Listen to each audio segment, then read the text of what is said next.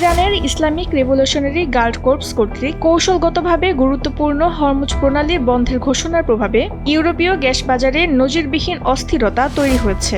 লন্ডনের ইন্টারকন্টিনেন্টাল এক্সচেঞ্জের সর্বশেষ তথ্য বলছে, ইউরোপে প্রতি 1000 ঘনমিটার গ্যাসের দাম $1,785 পৌঁছেছে। এটি 2023 সালের জানুয়ারির পর সর্বোচ্চ মূল্যের রেকর্ড। একদিনের ব্যবধানে গ্যাসের দাম বেড়েছে প্রায় 45%। বৈশ্বিক খনিজ তেলের 1/5 এবং তরলীকৃত প্রাকৃতিক গ্যাসের একটি বিশাল অংশ হরমুজ প্রণালী দিয়ে প্রবাহিত হয়।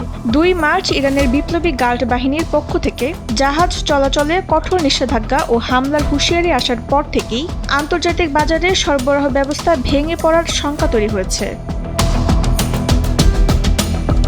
ইউরোপের এই গ্যাস সংকটের নতুন মাত্রা যোগ করেছে কাতারের রাষ্ট্রায়ত্ত জ্বালানি প্রতিষ্ঠান কাতার এনার্জির সাম্প্রতিক ঘোষণা। মার্কিন ও ইসরায়েলি হামলার জেরে উদ্ভূত পরিস্থিতিতে কাতার তাদের এলএনজি উৎপাদন সাময়িকভাবে স্থগিত করেছে।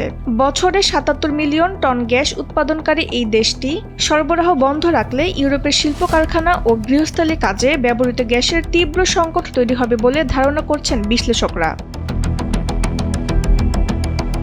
হরমুজ প্রণালী বন্ধ হয়ে যাওয়া এবং কাতারের উৎপাদন স্থগিত হয়ে যাওয়ার ফলে কেবল গ্যাসের দামই বাড়বে না, বরং সার উৎপাদন থেকে শুরু করে বিদ্যুৎ উৎপাদন পর্যন্ত প্রতিটি ক্ষেত্রে খরচ বহুগুণ বেড়ে যাওয়ার আশঙ্কা দেখা দিয়েছে।